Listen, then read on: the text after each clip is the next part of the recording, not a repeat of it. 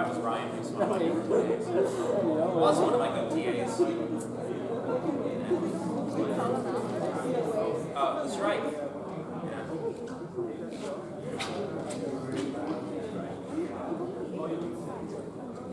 Okay.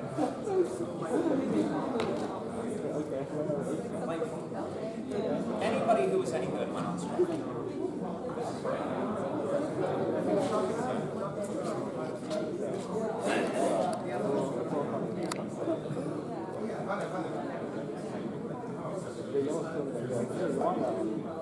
You want that?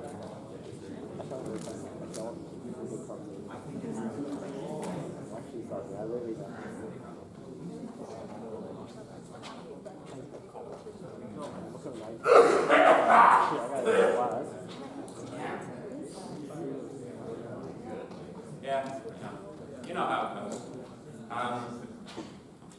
The moment they start talking about, infectious diseases, that's the moment when you get like a slight cough, right? Actually, I've been finding it very difficult to kick my cold from like 2 weeks ago now. It's like one of those ones that kind of like sets up camp in your sinuses and just like squats there for like a month. It's one of those ones.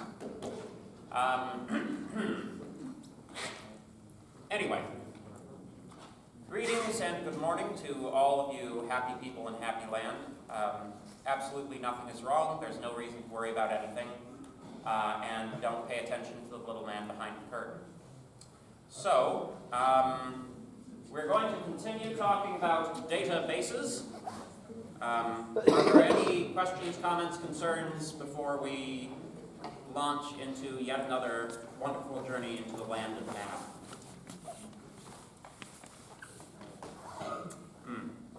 I was just discussing that the person who was up here talking to me at the podium is one of my TAs for another course. He's also he's like a math COMPSCI person, you know, because they have the dual degree program. And he's like, he was talking to me about like how screwed all the pure COMPSCIs are once you get to third year, because you have no concept of what a mathematical proof is because they don't teach it anymore. So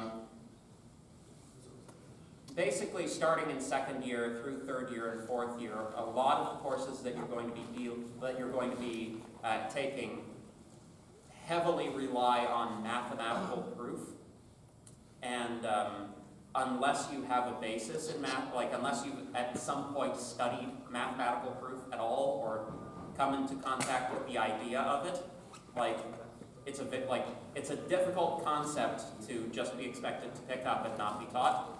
So, I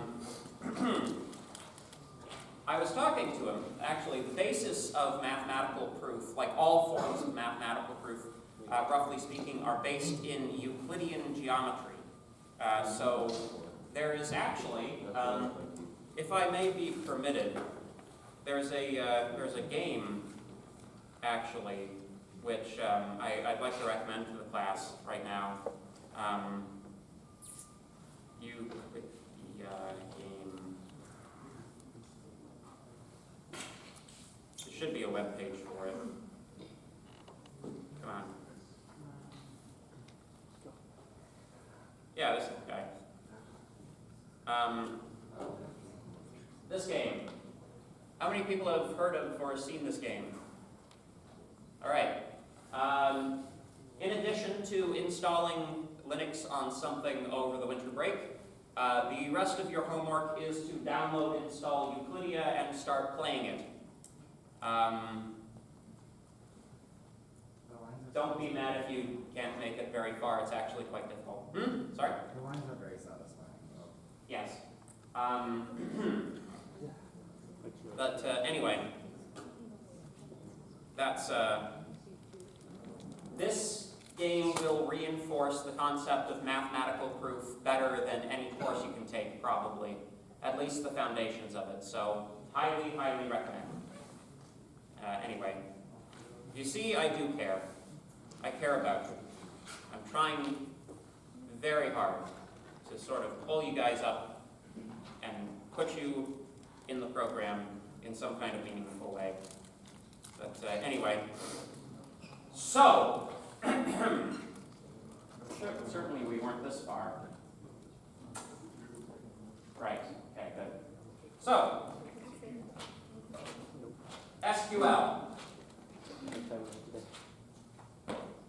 we're talking about relational databases, etc. Let's see here.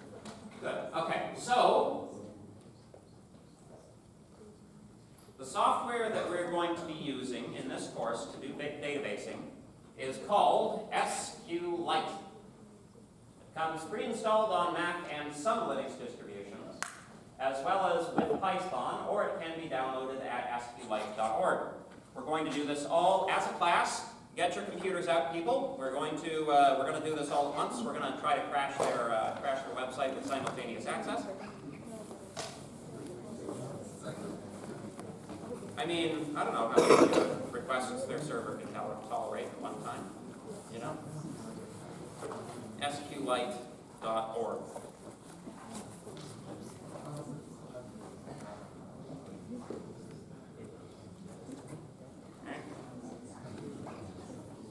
Has everybody put your hand up once you have loaded this web page?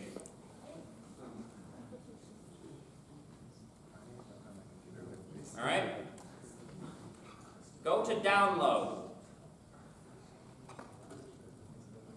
Select the version for your operating system.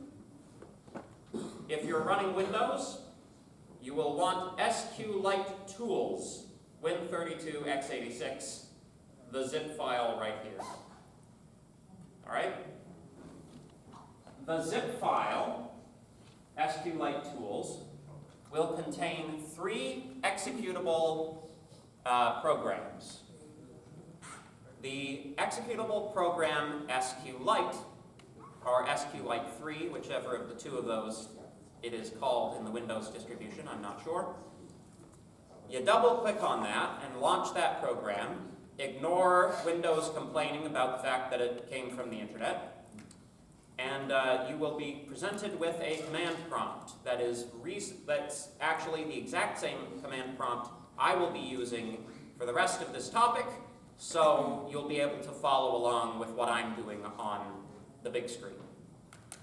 Okay? How many people have never used a command line interface before? If that's true, then that's good. You'll get used to them. So, does everybody have it? Does everybody have a running instance of SQLite? Question? I don't know why. You did what? I clicked the Windows one that you told me to, but it won't open the interface. Did you unzip it?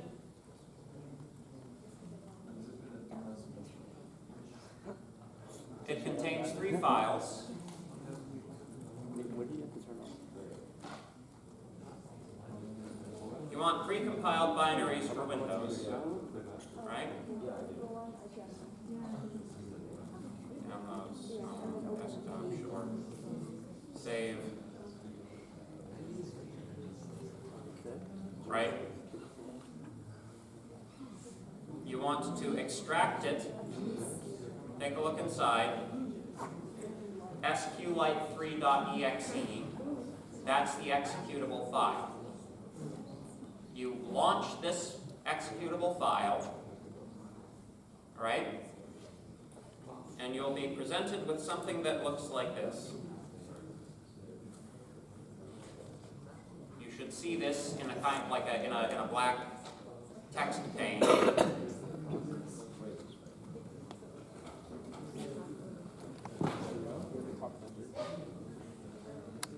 Everybody who's got this on their screen, put your hand up. Okay, good. So, we're going to do a little bit of databasing.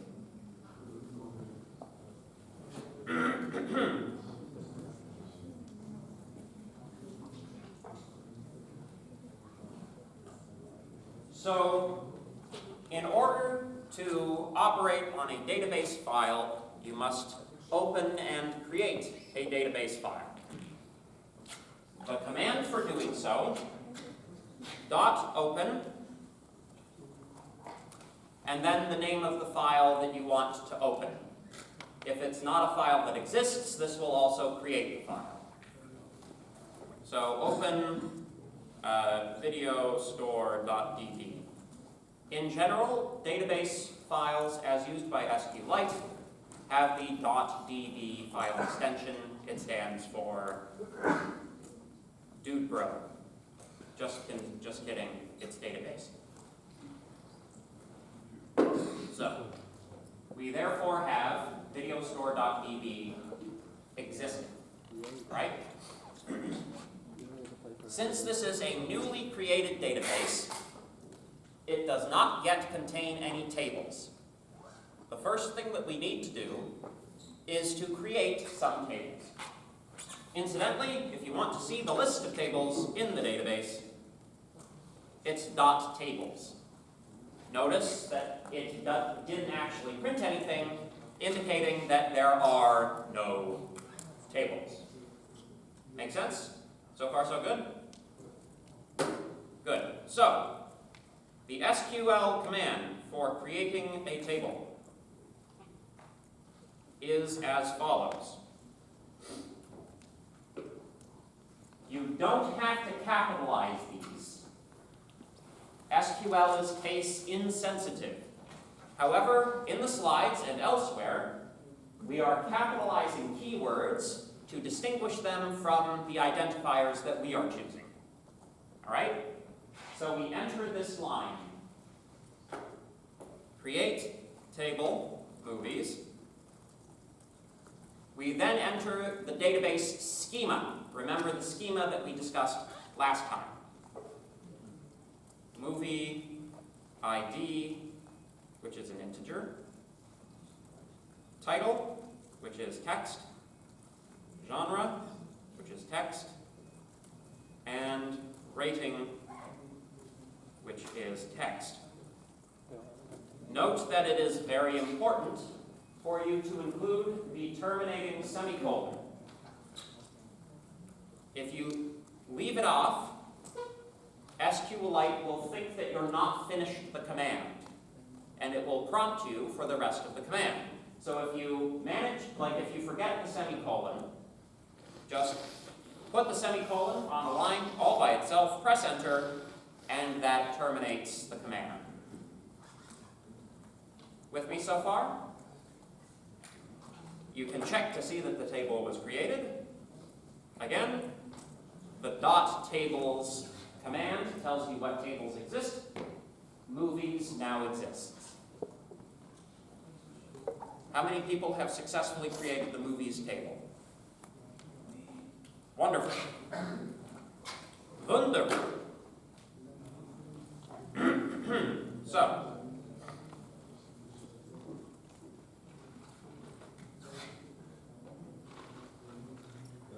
So let's now talk about a couple of special types of fields.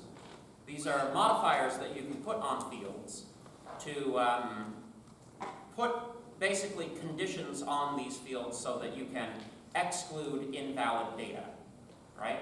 So number one, primary key.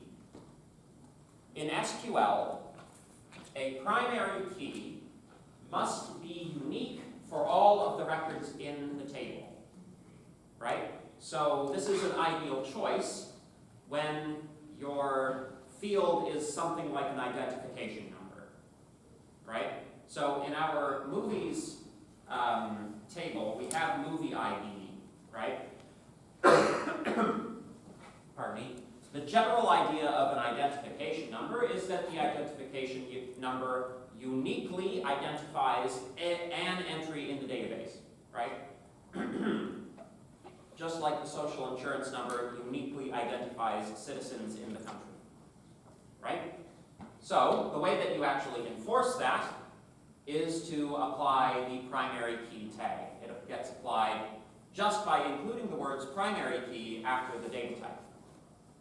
Make sense? So far, so good? Question?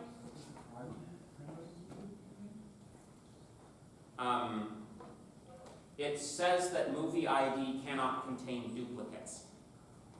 Yeah. Further, we can specify that some fields are required and other fields, like fields are not required by default. You can create record entries that lack any required, like any field that's not specified as required. So you can add the required keyword to require that field when you're adding data to the database, which you might decide, for example, that no movie should be without a title, though it might be, it might be possible to have a movie that doesn't have a genre if it's particularly avant-garde, although avant-garde movies are also a genre. And then, it's possible to have a movie that's not rated, so this data could be missing as well, but, it is unlikely that any movie ever made doesn't have a title, right? Unless it's extremely avant-garde. So we can require that the title also exists. So let's modify our table so as to update the schema. All right. So since there's no data in the table yet, the easiest way to do this is to just delete the table in its entirety and recreate it. So the command for deleting a table, drop table movies. There we go. Checking our list of tables, you'll see that it has been deleted. Now be very careful with this command. The drop table command will delete the table and all of the data that is contained in it. It just nukes it. So if there's any useful data inside of the table, that data will be lost. Possibly irrecoverably, depending on the SQL system that you're using. Make sense? In SQLite, in this interface particularly,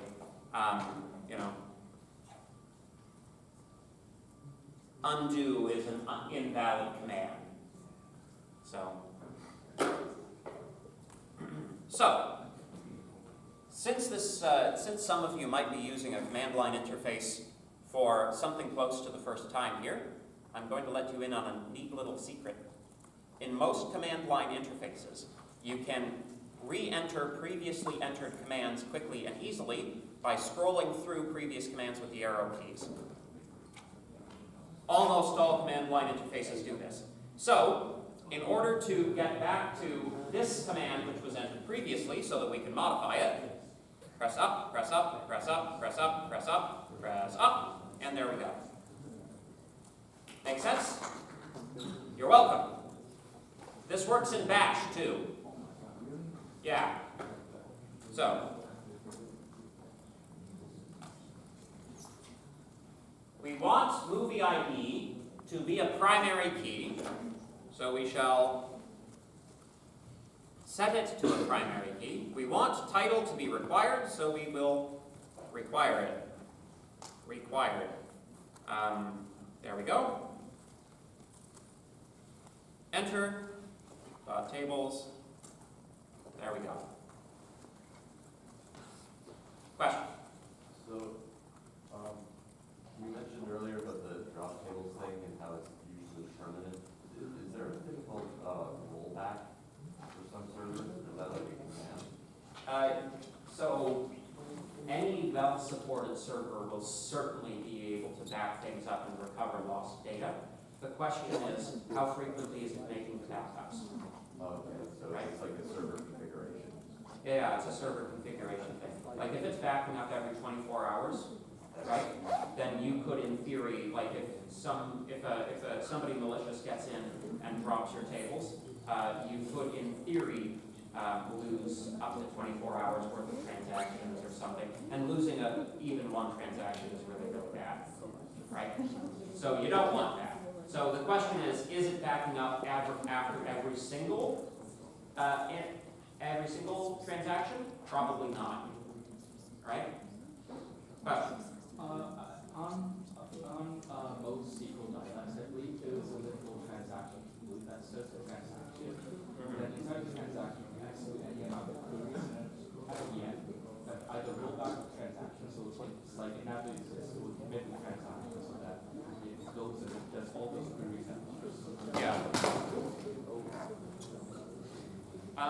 Yes.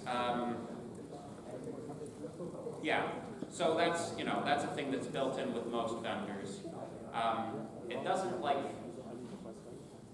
I don't know, I'm trying to tell them to be careful, like be careful and be aware of what you're doing. That's like the take-home message. It's like the loaded gun argument, right? Like even if a gun is not loaded, it's still prudent to treat every gun as if it's loaded, because you don't necessarily know that it's unloaded, right? So the prudent thing is to treat it as if it's loaded, even if you think you know that it's unloaded, because you might be wrong, right? So that's kind of like that's that's what I'm trying to impress on people. That, just enter things very quickly. And it's certainly true that in other command line interfaces like Bash, you certainly can like desperately mess up your operating system if you don't know what you're doing. Even on Windows, delete system 32. So in Bash, this is what you do, right? This is what you do if you want to break your computer. Sudo rm/. All gone. Everything. So quick little aside on Bash. Sudo, it means super user do. It invokes administrator privileges so that you have access to everything. rm removes files and folders. R recursively, so it'll delete everything in the entire file structure. / is shorthand for the root of your disk root directory. So this command deletes everything on your computer. You have to enter a password, but once you have deleted your entire computer permanently. Yes? No.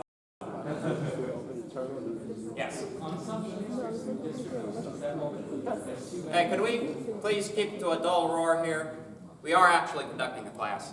On some Linux distributions that won't work because too many people will be doing it accidentally, so you have to type in --no --Brazil --root. Yeah, so they've started building in some protections against stupidity, which frankly I'm very disappointed by.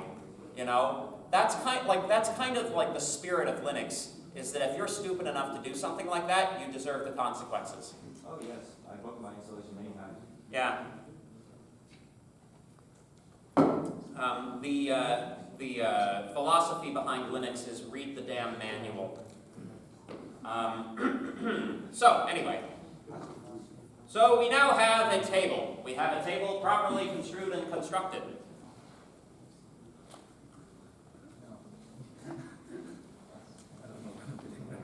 So, the question now remains, how do we populate the table with data? Using the insert command. So, using the insert command, we must specify the table that you are inserting stuff into. The actual command you need to use is slightly simpler than this. This is a little bit too much. You don't need to restate the schema unless you're leaving information out or providing information in a different order than the schema presents it, right? If you're not leaving any information out and the schema, you're doing things in the same order as the schema, you don't actually have to include these braces, this phrase right here. Make sense? So, insert into movies, values, 101. Single or double quotes are fine here. Casa Blanca. Drama romance.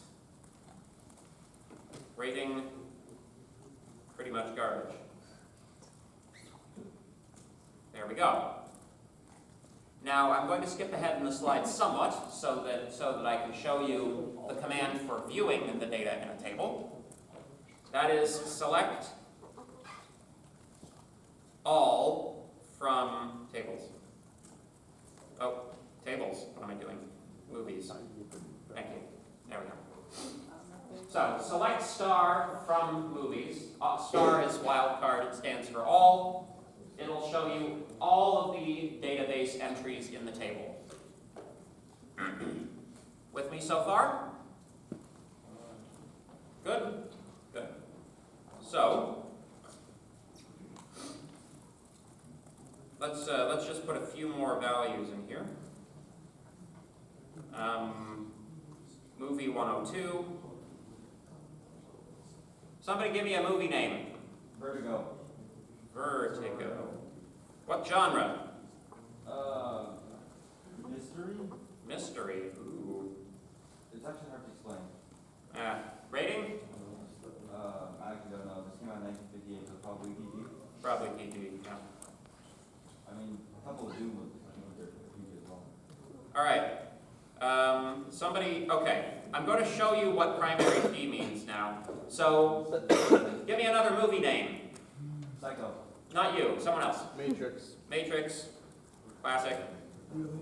And that, we'll just call it sci-fi action. PG-13? PG-13, yeah, I think, yeah. No, it's rated R. Is it? I mean, a lot of blood. Is it actually? Yeah, it's rated. I'm surprised about it too. It's an R-rated movie. Yeah. But it doesn't even have movies. I know, right? Man. Actually, back during that time, Unity was PG, so That's crazy. it was up until like the 2000s where they actually turned Unity into rated R. 14. Well, there we go. So, I just want to demonstrate one thing, right? Okay, yeah, he said a funny word. So, here, I accidentally selected the same number twice in a primary key field. Notice I get an error message, unique constraint failed, movies.movieid. And if you take a look at the contents of the table, you'll see that it wasn't added. That operation failed. So, that's the purpose of the primary key. It actually constrains the table to values which are, it constrains that identification number to be unique. Make sense? All right, more data. Somebody give me another movie name. Avatar? Okay, Avatar. That's all. I'm going to call it sci-fi environmentalism, which I think is a fair assessment of its genre. I think that one, what was that one? Oh, actually, no. We're going to leave the rating off of this one.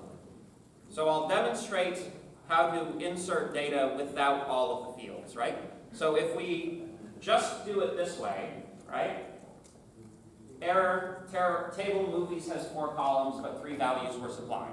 So if you do not provide all of the values, then it's a problem. But if you use the schema, you can specify a sub-schema just for that record. So movie ID, title, genre, and then it works. Make sense? And you'll notice it just leaves that blank when you go to view it. Make sense? All right, let's do a couple more pieces of data. All right, give me another name of a movie. Cars 2. Cars 2. Cars 2. Genre is Pixar. And child. Pixar's the rated name G of for a dark. company, not Huh? a genre. Pixar's the name of a company. It's not actually a genre technically. I know, I'm being funny. Because all Pixar movies are very, very similar. So, Fair. child is also not a genre. But, I mean, maybe. Children's movies are a genre, but yeah. All right. All right, give me another one. Morbius.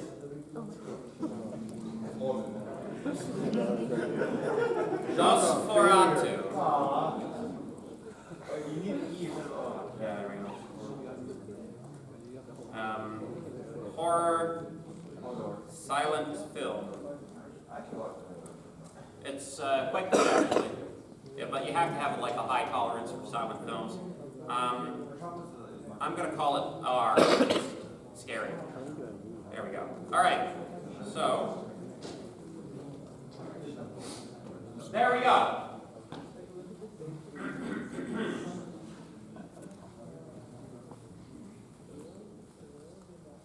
So far, so good, yeah? Good. So, now, we're going to talk about filters, right? So far, the select command that we've been using just barfs up all the database entries, right? This is fine, because this fits on a page, and it fits on a page this way too. But, any real-world database is going to be, most probably, quite a bit larger than this little toy example that we've done. And, by the way, there was a purpose in me standing at the front, entering out all of these movies, one after another, in a very painstaking fashion. It was to illustrate to everyone in the room that data entry sucks.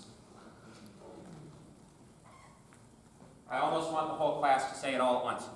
Data entry sucks. There we go.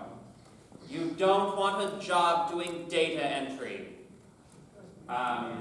Though it does pay because nobody wants to do it because it's data entry. Yeah. So if this table was any larger than it currently is, it would be problematic to actually find what you're looking for in it, right? In general, the purpose of a database is to be able to look the data up, right? You want to be able to narrow your query to the data that you're actually interested in. To do that, we use filters. So,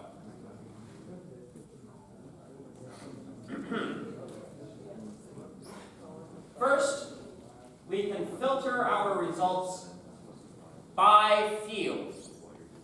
So far, we've been using star to indicate all fields, but you can also specify the fields one at a time. Movie, ID, and title, for example. Select movie ID and title from movies, of course, gives us a list of only those two fields. Make sense?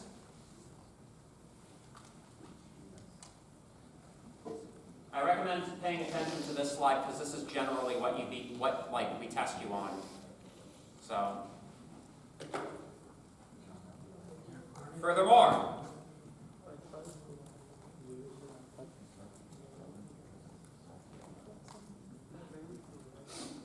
by introducing a where clause, we can narrow the records that are given to us by applying Boolean conditions. Boolean conditions very similar to the if statements that you've been using so far in Python and other languages. So, select star from movies where movie ID is greater than 103, for example. There you go.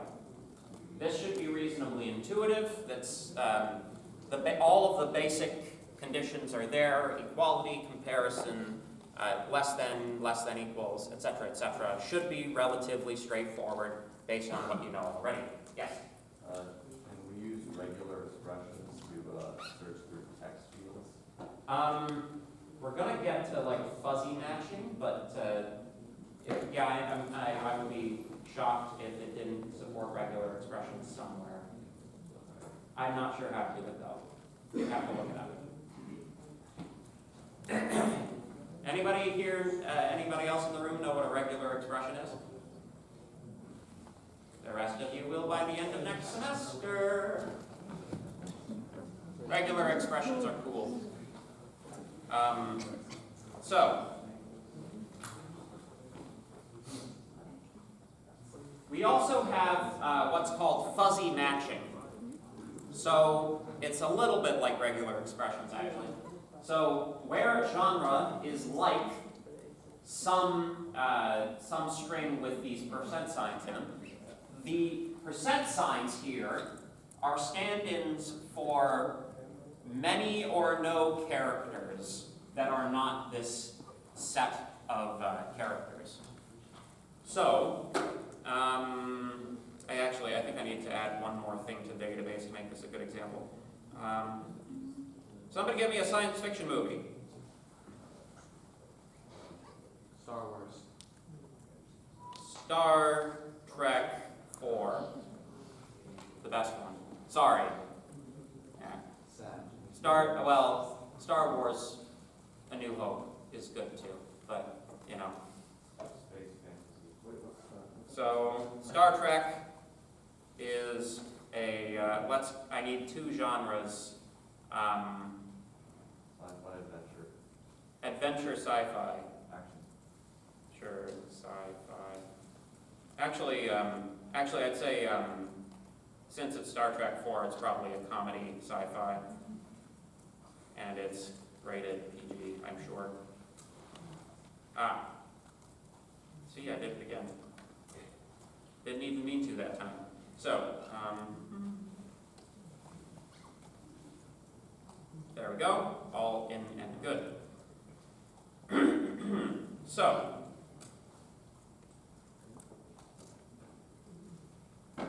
using this, using fuzzy matching, the first argument is the field that you're trying to match with. The second argument is some string which has these special characters in them. Where you put the special characters matters. So, if I say just sci-fi, I get nothing. Because there's no genre that's exactly just sci-fi. What? You have title. Title, oh. Yeah, sorry, yeah, thank you. That wouldn't work for different reasons. There we go. Still doesn't work, but it correctly doesn't work this time. There's no genre which is just sci-fi, so this doesn't work. If we put the wildcard character at the back, we match all instances where sci-fi is at the front. If we put the wildcard character at the front, we match all instances where the string we're searching for is at the back. And if we include both front and back, then we include all of the above, right? So the percent sign matches 0 or more characters. Make sense? So far, so good? Yes? So at the end, we put it, then like it returns like starting with sci-fi, right? So this is what it's doing, right? It takes a look at this string. It notes that this can be any number of characters.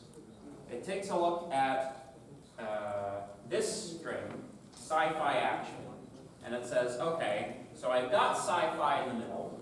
That's good. I have no characters at the beginning. That's fine. That still matches this. I have space action at the back. That's okay. That still matches this. So there you go. So it matches that. It's kind of a stupid one to do, but if you just put the percent sign with no other specifying anything, then you match literally everything, right? If you want to match all those genres that contain the letter A, there you go, right? Make sense? You don't have to divide them up by word. Cool? Right. And finally, one additional tag. You can also order the search results by some particular field, ascending or descending, whatever you like. So, for example, I can order these order by rating in descending order. So you can see that that's like reverse alphabetical order, where space comes before everything. Or actually that's a null, not a space, pardon me.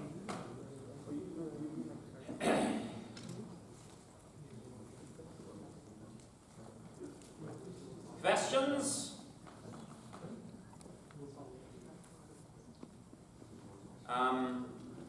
You in the red hat, sir. What if we wanted to like sort it by like level of rating, like from R to PG-13 to PG to G? Overly complicated? Yes. I would be inclined to put the ratings numerically and then create a view where those numbers get converted to the actual rating codes as seen by people. Right? I would introduce an intermediate layer and I would, like if that's what you want to do, you really should be storing numbers. Right, yeah, that's sort of Kind of stupid to be storing these as strings anyways, in my opinion. Like it makes sense with title and genre, but rating maps to numbers. Yes? Is it okay if you like switch like the places of like light and the order by rating? Oh, yeah, so that's a good question, actually.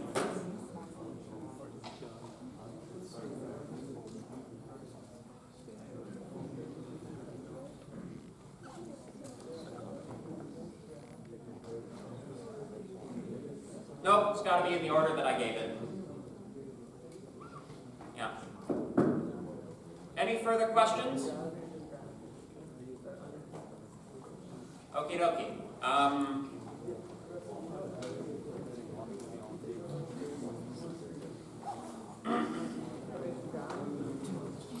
So long and thanks for all the fish.